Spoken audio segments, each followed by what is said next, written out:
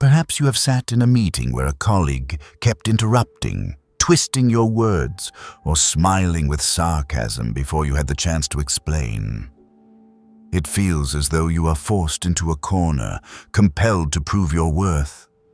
And then, in your own haste, you fall into the trap. You speak more than necessary. You justify yourself. You lose your center.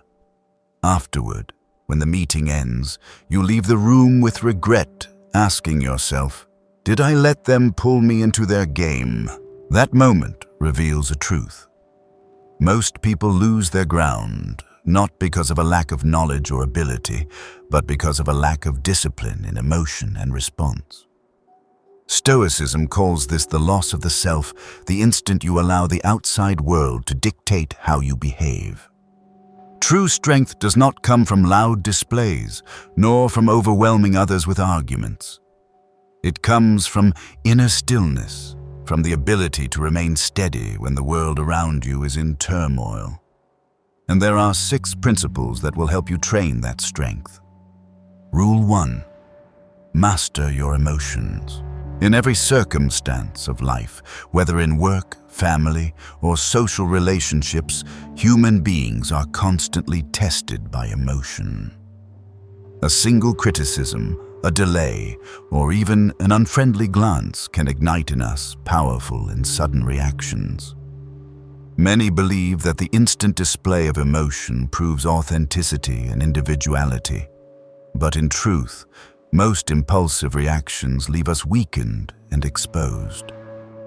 When a man no longer governs his emotions, he surrenders the command of his mind to the outside world, allowing the actions of others to dictate his own behavior. This runs against the very spirit of Stoicism, where self-control is seen as the highest foundation of personal strength. Emotions, according to the Stoics, are not enemies, but neither are they truth. They are fleeting impressions, reflexes of the mind in response to external stimuli. Marcus Aurelius once wrote in Meditations, "The mind can turn any event into an obstacle or an opportunity. It is not the thing itself, but our judgment of it that determines our destiny." This means that when we let anger, fear, sorrow, or excitement govern us, we forget they are only passing signals, not a compass for action. The Stoic does not seek to erase emotions, but to observe them as a sage observes the sky, aware that dark clouds gather, yet unwilling to chase after them.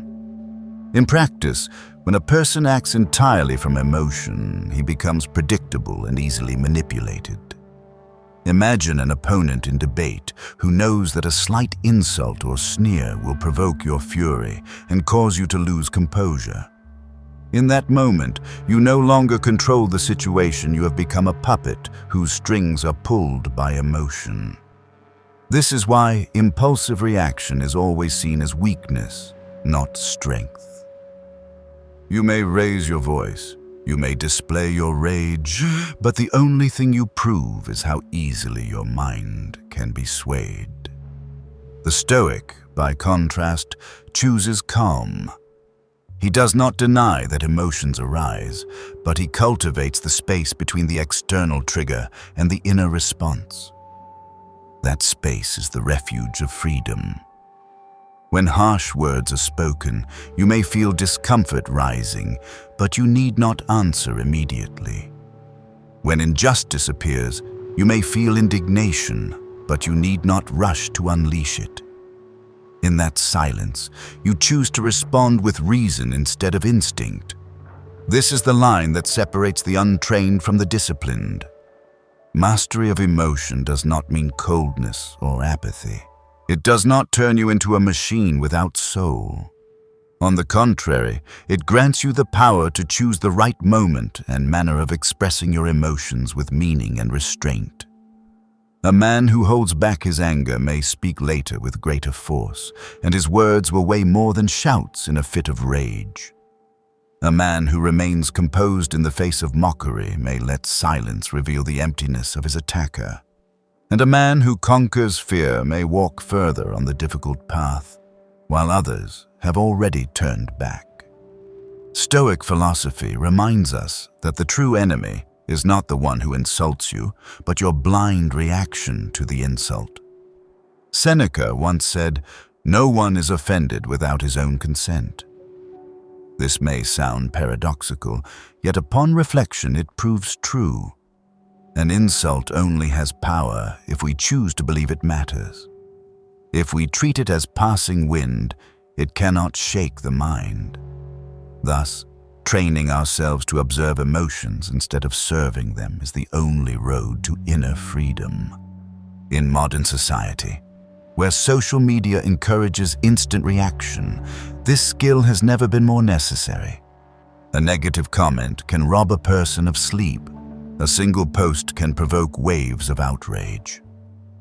But the Stoic views such moments as opportunities to practice composure.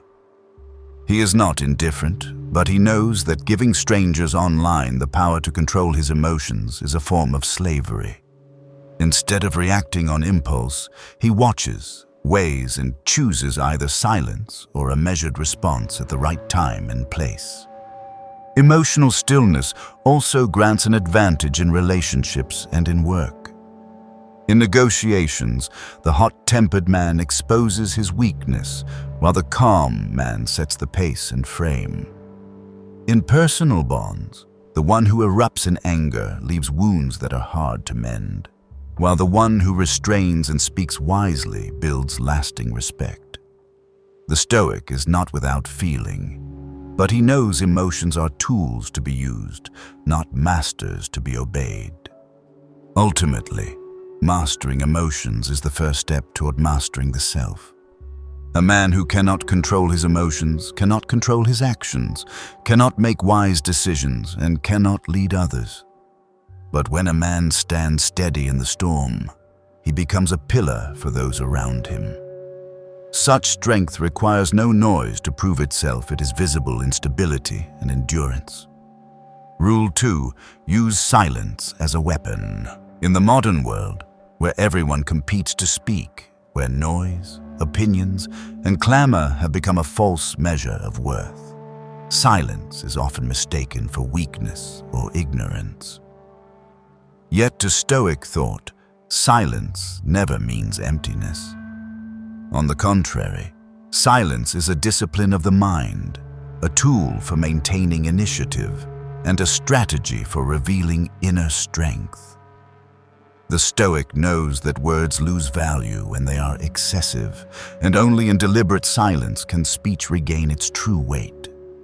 In conversation, most people rush to fill the void because they fear awkwardness, feel anxious when nothing is said, or dread being judged for keeping quiet. This fear makes them predictable, because in their haste, they reveal more than they intend. The Stoic does not treat silence as something to escape, but as a battlefield where discipline is tested. He knows that in silence, others begin to speculate, to expose themselves, and to betray their hidden thoughts. It is in that moment that quiet power is born. Silence is a form of trial. It forces others to confront their own unease. When a dialogue falls into pause, many feel the pressure to break it with any words at all, even those that are careless or unwise. But the one trained in Stoicism holds the pause, using it as proof of control. As Epictetus reminded, "We have 2 ears and 1 mouth so that we may listen twice as much as we speak." In patient listening, in resisting the urge to fill every space, a quiet strength emerges. Unlike passivity, Stoic silence is a choice. It is not helplessness, but sovereignty. When a man chooses silence, he reminds himself that he need not rush, need not prove, need not follow the rhythm others impose. That silence creates a space where reason can work, where emotions can settle, and where any word that follows will carry greater force. In the realm of power, silence creates scarcity, and what is scarce becomes valuable. When you do not speak at all times, when you do not reveal your opinion in every situation, each word you choose to utter gains special weight. Others listen, not because of your volume, but because your rare words suggest careful judgment.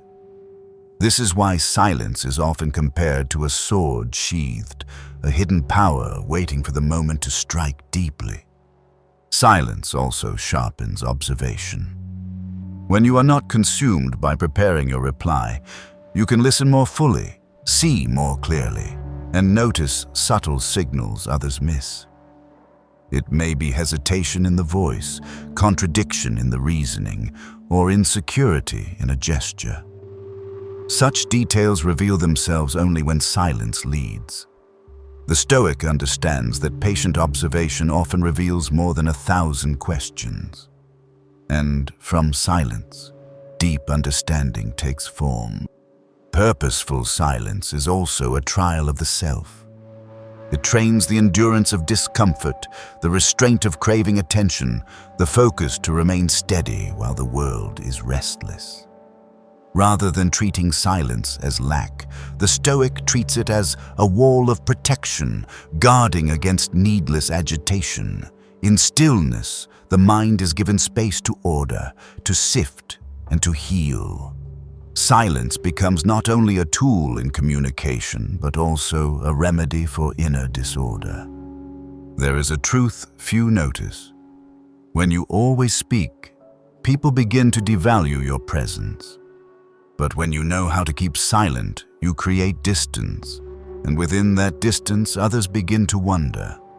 They grow curious about your thoughts. They wait. They lean in when you finally speak. As Marcus Aurelius once reminded, the strongest man is the one who masters himself. And one of the clearest proofs of self-mastery is the ability to choose silence over needless speech. When silence is practiced long enough, it ceases to be forced and becomes second nature. You no longer feel the need to speak to be noticed. You no longer get pulled into the game of voices competing for attention. Instead, you become the calm center in a storm of noise, and it is that stillness which sets you apart. Others may dominate through words, but you dominate through presence. And in that presence, power is recognized without being declared. In the end, silence is a weapon. Stoicism teaches us not only for defense, but for offense, not only for protection, but for influence. It is the art of restraint, of observation, and of scarcity. The one who knows when to remain silent is never weak, for he understands that in a world of noise, silence is not absence but rare strength. And it is this rare strength that makes silence an invisible weapon that cannot be defeated. Rule 3. Deliberately allow others to misunderstand you. On the path to cultivating inner strength, there is a principle few recognize, yet one of profound value: knowing how to let others misunderstand you by choice. At first, this may sound like deception, but in Stoic philosophy it is not dishonesty. It is the discipline of knowing what should be revealed and what should remain concealed. For when you expose your entire self to the gaze of others, you become predictable, and whatever is predictable can be controlled.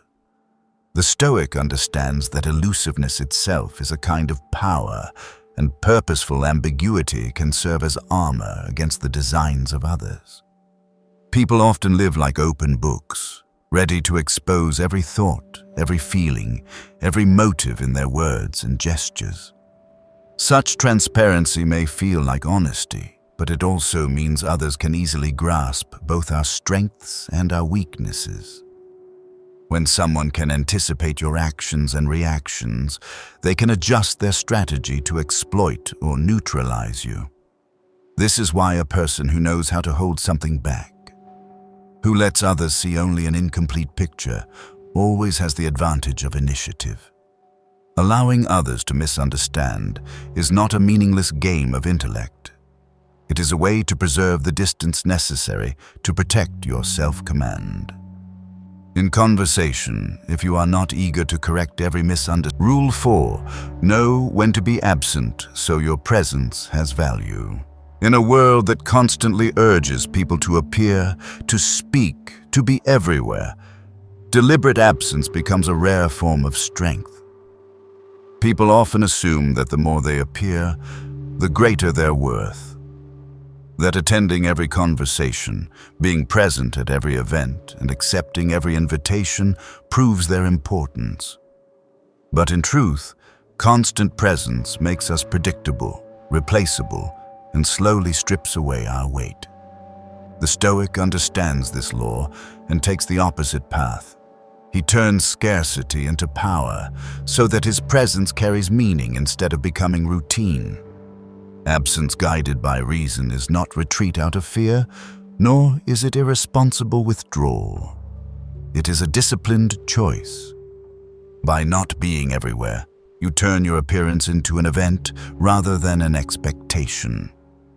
When presence is rare, it naturally attracts attention, inspires appreciation, and lends greater weight to every word and action.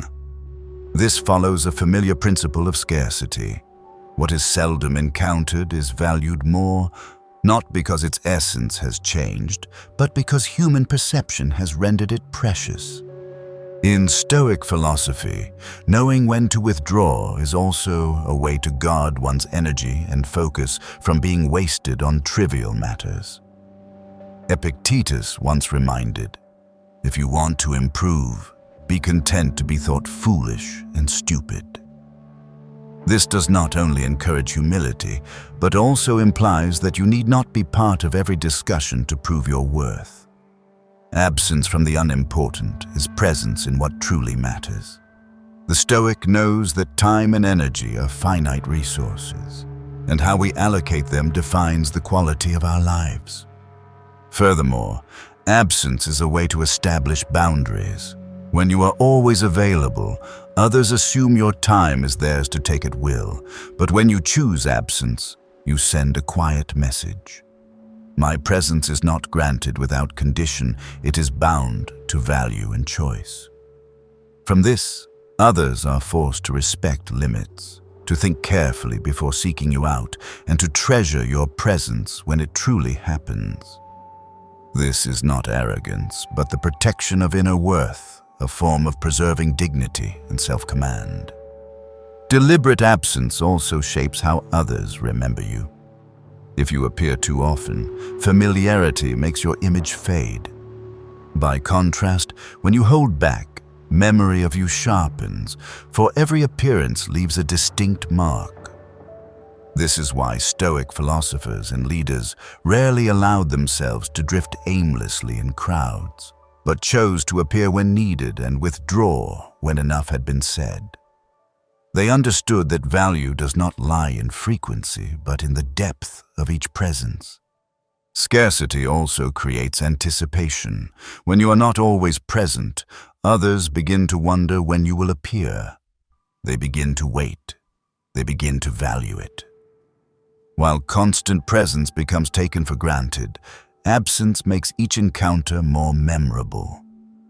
The Stoic uses this principle not to manipulate, but to remind that everything in life requires limits, and only what is limited can preserve lasting value. It is crucial to remember that absence is not abandonment. It is not shirking responsibility or rejecting relationships, but a considered choice to ensure that your presence always carries meaning and integrity. You do not need to be everywhere to prove you matter, for importance does not come from frequency, but from the quality of your presence whenever it occurs. In practice, this principle teaches us to discern what is worth attending and what is best declined. Not every meeting has value.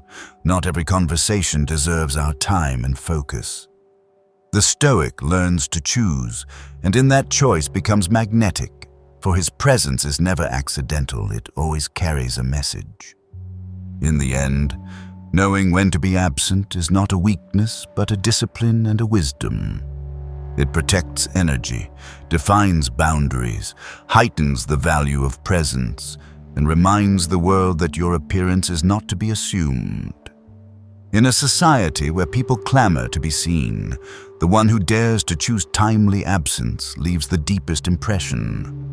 And that is why, in Stoic thought, scarcity is seen as a quiet yet enduring form of power.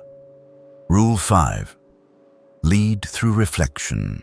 In the art of leadership and influence, people often think of imposition of seizing control by forcing others to obey commands or adopt opinions. Yet in the spirit of Stoicism, true power does not come from coercion, but from the ability to create harmony. That harmony is born through a quiet and subtle skill, the power of reflection. Reflection here is not passive imitation, but conscious presence, where you adjust your rhythm, attitude, and energy to establish a shared cadence with the one before you. When people feel reflected, they feel safe, they feel understood, and in that safety they open themselves, becoming more willing to receive influence. Reflection is an art of communication, for it does not demand that you dominate or win every exchange, but that you listen and adjust yourself to create harmony. The Stoic sees that people resist force but soften before empathy. When someone feels attuned, their defenses fall away. They lower their guard and allow your presence to enter their mind without resistance. In such harmony, you do not need to prove with many words. Your presence itself becomes the guiding strength. The strength of reflection lies not only in making others comfortable, but in granting you the quiet initiative that few notice. Once rhythms align, you can begin to guide that rhythm, leading it in the direction you choose. From initial reflection, you slowly become the one who sets the tempo, and others naturally follow. This is not manipulation, but gentle direction, where you begin with harmony and then quietly lead. Marcus Aurelius once reminded, "Live as though your soul is in harmony with the soul of the universe." This can be understood to mean that true strength is not found in imposing discord, but in shaping oneself to align with a greater order, and from that harmony, influence flows. To lead by reflection springs from the same principle, not breaking down to control, but creating a shared rhythm to guide. A crucial element of reflection is humility. To reflect, you must lay aside the ego that demands to dominate at once. You do not enter conversation with the spirit of "I must win," but with the spirit of "I must understand, so I may guide." This is the divide between shallow power and profound power.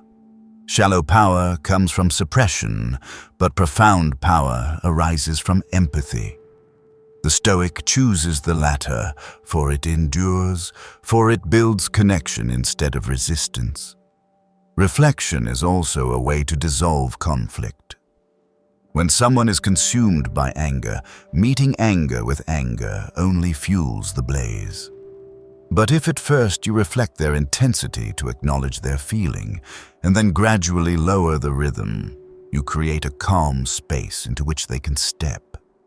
In this way, reflection becomes a bridge, guiding another from their storm into the stillness you hold. Stoicism sees this as the highest victory, for it requires no violence, no clamor, yet restores order. Once reflection has built trust, it opens the door to persuasion. No complex arguments are needed, no endless debates, only the quiet presence of harmony, and words fall more easily into place. The Stoic knows that people rarely remember exactly what you said, but they always remember how you made them feel. Reflection makes others feel respected, and from respect, they are more willing to be led. The essence of this art is authenticity. If reflection is only a false technique, it will be quickly uncovered and backfire. But when it arises from true attention and awareness, it becomes lasting power. The Stoic trains for mindful presence to observe others with clarity and to adjust himself with sincerity. This is the foundation that makes reflection enduring. Leading through reflection proves that power need not be loud or forceful. It shows that the greatest strength often manifests in silence, in listening, and in harmony.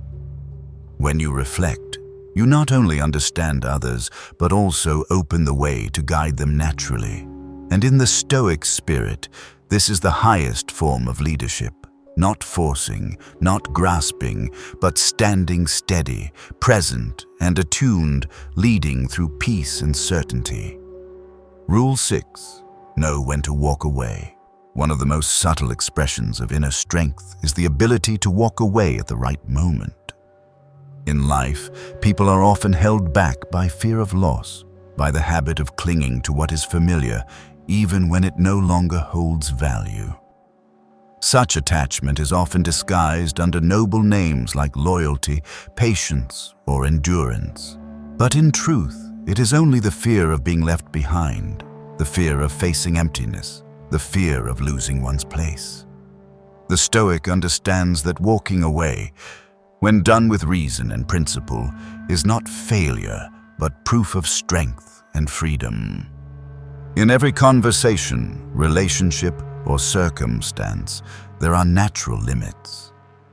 When those limits are crossed, when exchange becomes meaningless, when connection turns into burden, holding on no longer shows perseverance but becomes self-destruction. Epictetus once said, "If you want to be free, learn to let go." Letting go here is not turning your back in hatred, but a wise choice born of the understanding that nothing outside has the power to bind your mind except by your consent. To walk away in the Stoic spirit is to step out of what no longer fits, in order to guard the tranquility of the soul. People often remain trapped in relationships or situations without exit because they believe presence itself is proof of worth. They fear that by leaving, they will lose status or recognition. But the Stoic does not measure his worth by the permission or approval of others. He knows that dignity lies in the ability to act in accord with reason. And when circumstances violate that principle, walking away is not the last option. It is the only option. Walking away is also a form of silence that carries weight. Instead of arguing to exhaustion, instead of explaining to convince those unwilling to understand, the Stoic chooses to leave, letting his absence speak more powerfully than words. In that emptiness, others are forced to question themselves, to face the silence created by departure. This is why, in many cases, walking away leaves a deeper mark than any confrontation. It is a declaration without speech, the strength of action without noise. To walk away is not indifference or apathy. It is not the refusal of connection with the world, but the protection of one's core values. Marcus Aurelius once warned, "Hold on to yourself, for if you do not, you will cease to belong to yourself." When a situation demands that you sacrifice peace, integrity, or dignity merely to remain present, you have already begun to lose yourself. The Stoic knows that staying in a place unworthy of his presence is no different than selling his soul to what lies beyond his control. Moreover, walking away is an act of taking initiative.